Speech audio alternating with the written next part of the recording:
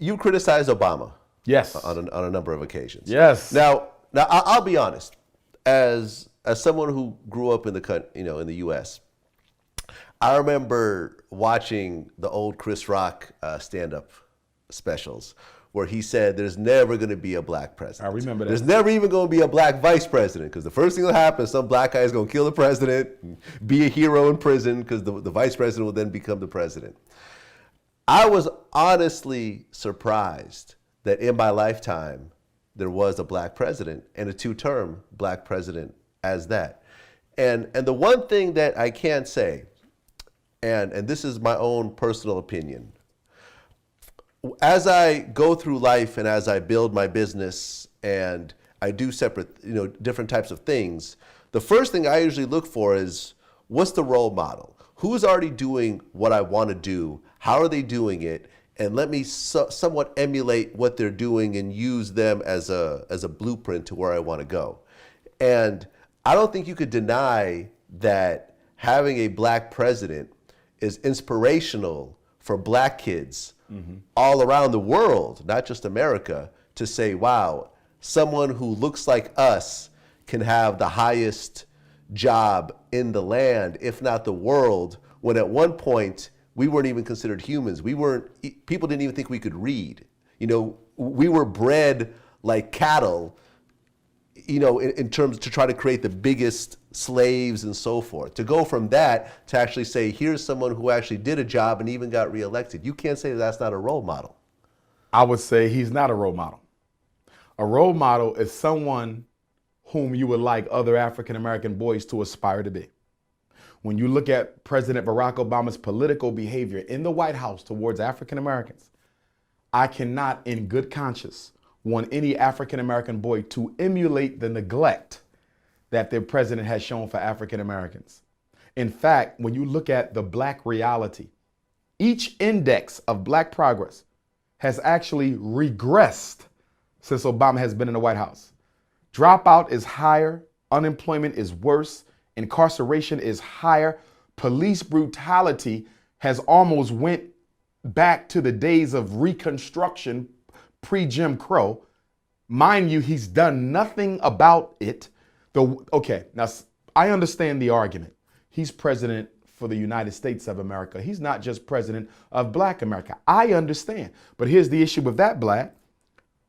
America is not a amalgamation of different ethnicities.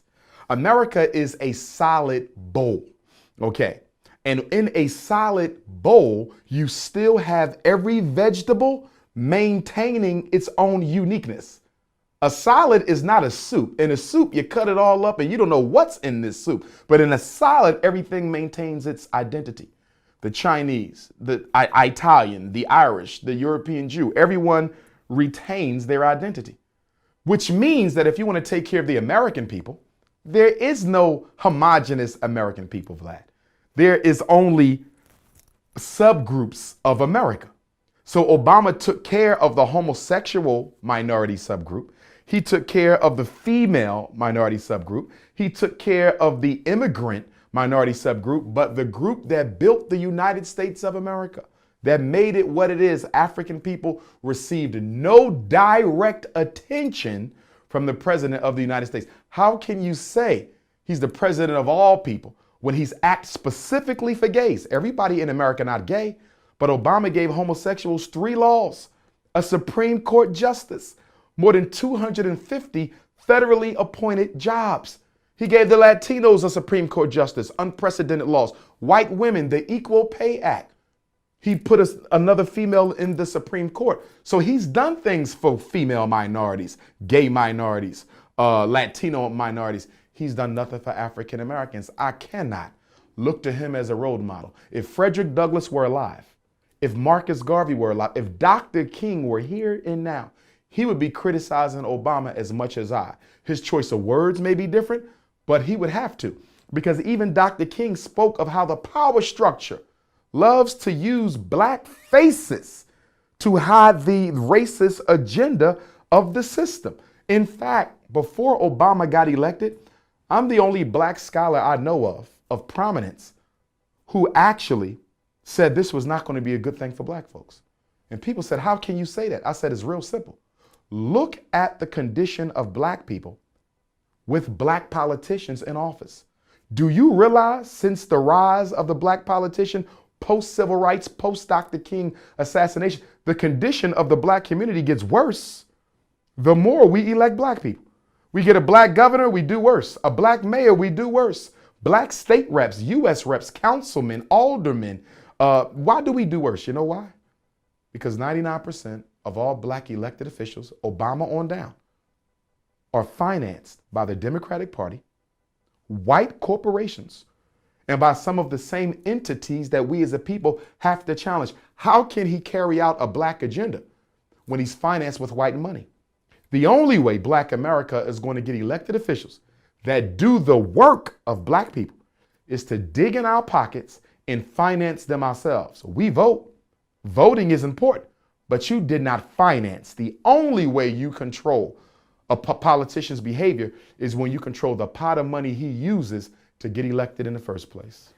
Well, for example, I interviewed Praz from the Fugees. You donated $1.2 million to Barack Obama's campaign? Yo, where you getting these information from? Is that not true? I'm starting to think you CIA, man. Hey man, this is I what mean, I do. it's true. It's out there now. It's out in the universe. Yeah, I did. To a super PAC. Through a super PAC. So your corporation donated $1.2 million to the Barack Obama super PAC. No. To a super PAC that backs Obama. He didn't have a super PAC. You don't need to be giving any white entity that type of money. Okay? First of all, you shouldn't be spending that type of money on elected politics. If I would have spoke to the brother, and we met before because when I was back with the Black Student Union back in my Millersville University days, we brought the Fugees up there. So I met Praz, shout out to him. Okay? But that money should be going towards an institution. Or if you want to put it all towards politics, it should be going towards a black political union, not a black party. A lot of folks think we need a black political party. A black political party still will not win against the Democrats or the Republicans because we are a numerical majority in the country. What we need is black power. Put that money in a black PAC, political action committee, and then that way we can hold either candidate responsible. The problem with black America is we have a love affair with the Democratic Party that has long since expired any benefit it may have accorded to us. We vote Democrat every election, irregardless of whether or not the Democrats say they're going to do anything for African Americans. Let's take Hillary Clinton. Hillary Clinton hasn't stated one objective, measurable outcome we can look forward to when she ascends to the White House. Not one. But every black celebrity is running behind her.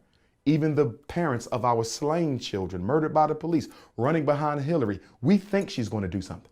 We think. Stop thinking and meet and demand, if you want me to go public for you, what are we going to get in exchange? And I don't want a philosophical, I'm going to make America better for blacks. I need it to be measurable. Are you going to do something about prison? Are you going to do something about the schools? Are you going to do something about police brutality? We have to stop endorsing white political candidates before we get any concessions. Black America will never get nothing out of the power structure with this type of behavior. We hate the Republicans, no conversation. Love the Democrats, we're going to give you all our votes, no conversation. So what happens? Neither party takes you seriously because you pledge your vote before you even find out what the agenda is. Imagine walking into a supermarket and you're looking for some bread and you grab any old bread. You just like the way it looks, so you grab it. You didn't look at the ingredients. You didn't look at the price. You didn't look at how long the bread has been there. I'm just going to buy it because this is the bread that my mom always bought. How you know that's the healthiest bread for your family? You don't know. You don't even care because you're shopping for what it looks like, not for actually what it is. Our political behavior is extremely retarded, and a lot of that comes from the black church, who actually benefits from black people's political retardation, because if black people were politically progressive, we probably wouldn't go to church as much as we do, because the purpose of church is to make oppression divine. The purpose of church is to evangelize white supremacy. The purpose of church is to make you comfortable with nothing, because after you die, God is going to give you everything. The current paradigm of black religion is totally advantageous to white supremacy.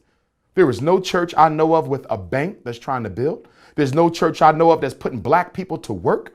Every church I know of is colorblind. They don't deal with black issues. God loves everybody. We can't see colors, which means you can't solve the problems of black people. So we have to look at how the black community is set up. It's not by accident. So if I'm running for office, guess the first place I'm going to go? The first place I'm going to visit if I'm running for office is the black church. Because I know if I get that preacher, he's going to use the Bible and evangelize my campaign and make all these black folks vote for a white person or a black person who don't plan to do anything for them.